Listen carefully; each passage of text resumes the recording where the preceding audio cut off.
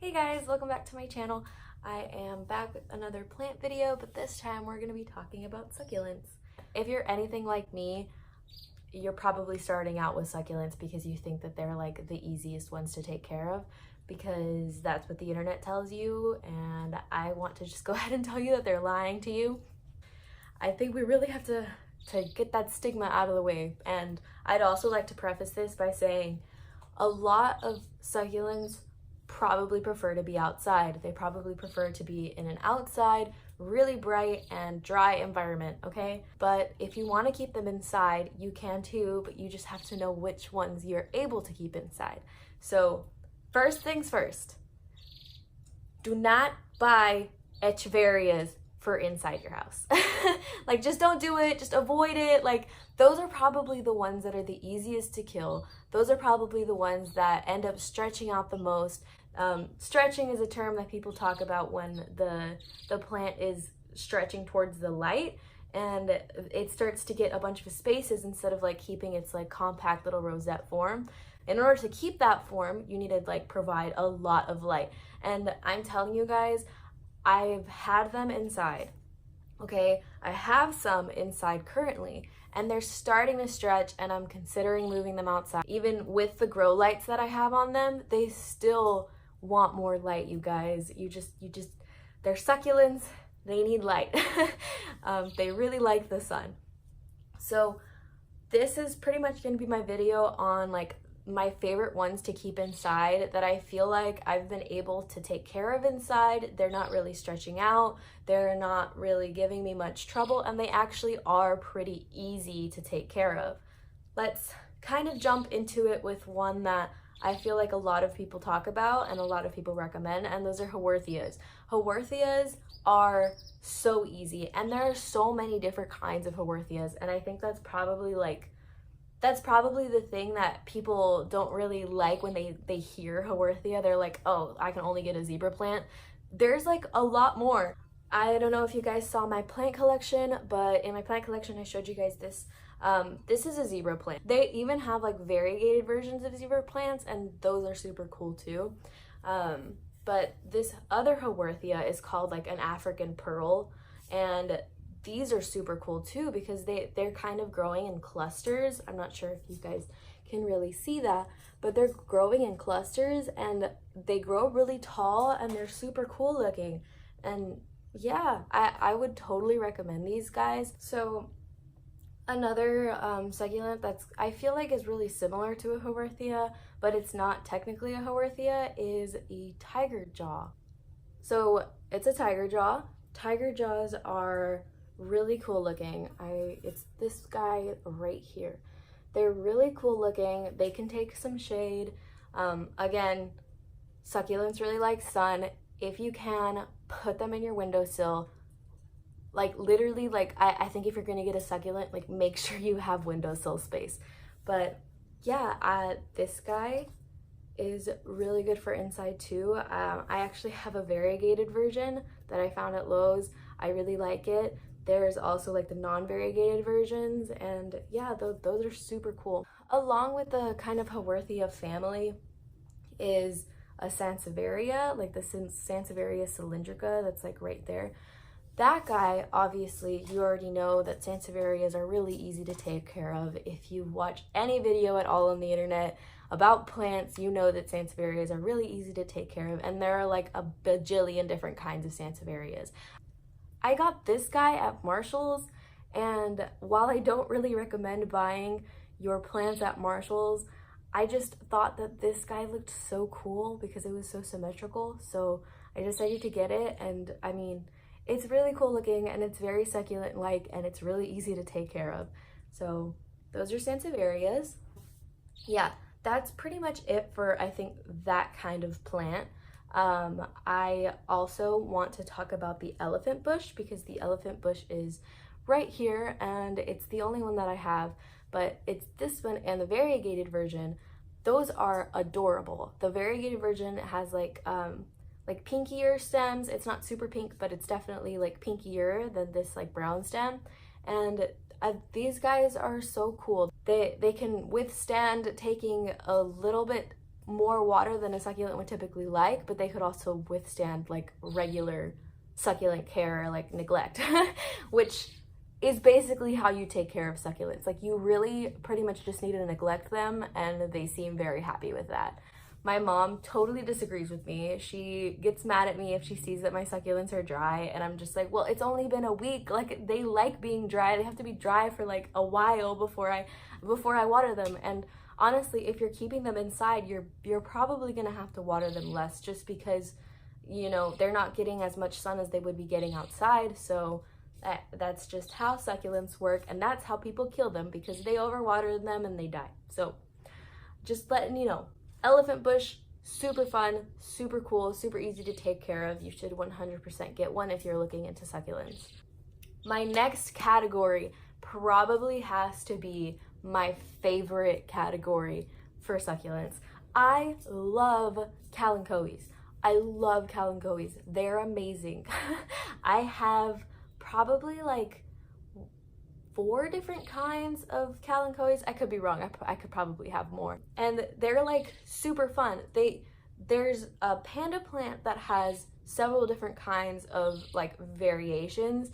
So there's a Panda Plant, which is this guy right here that I have behind me. So this is a Panda Plant.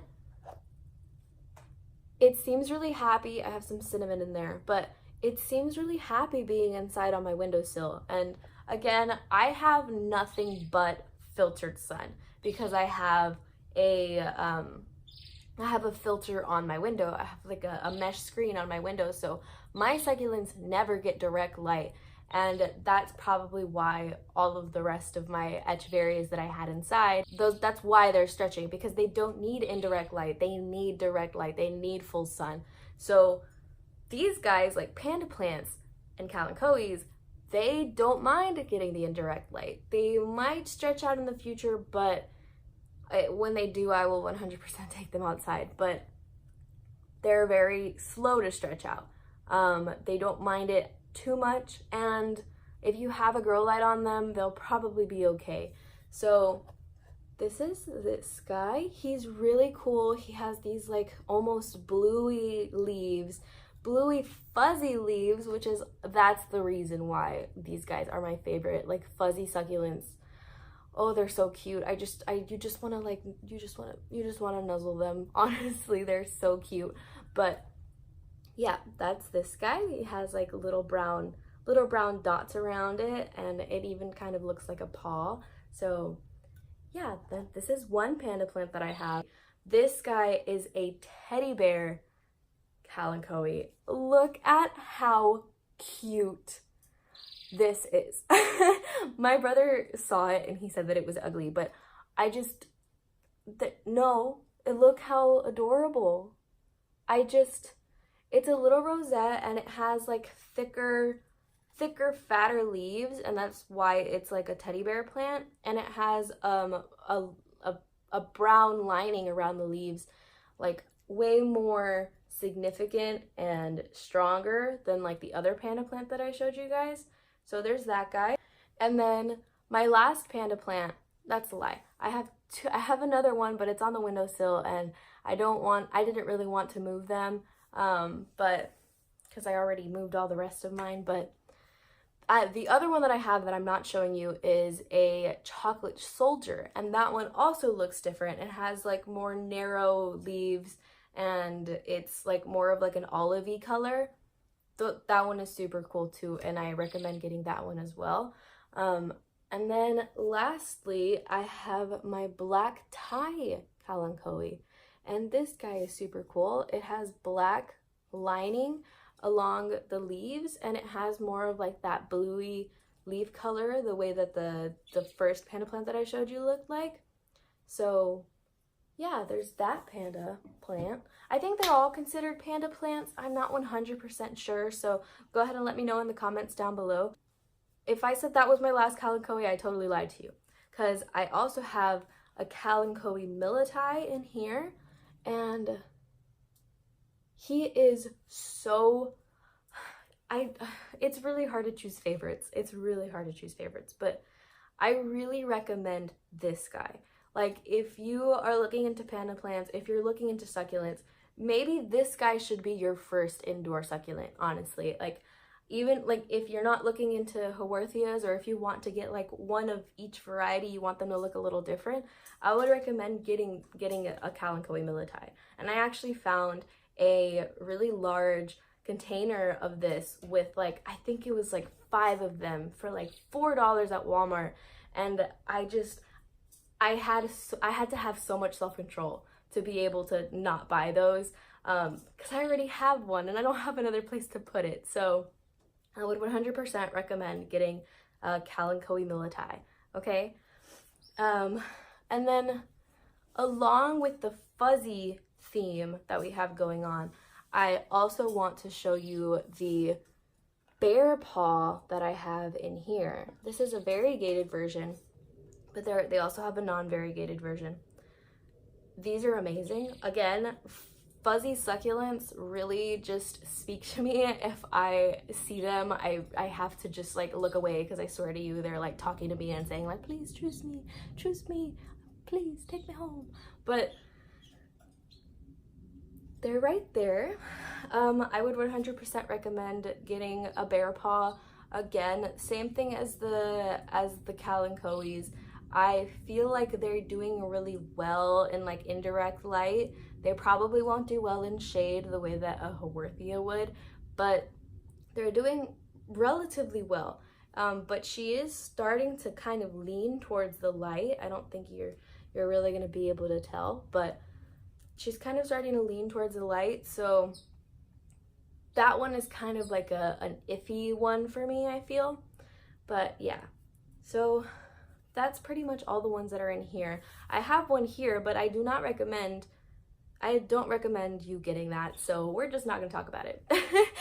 Okay, so my second to last succulent that I want to talk about is an aloe plant.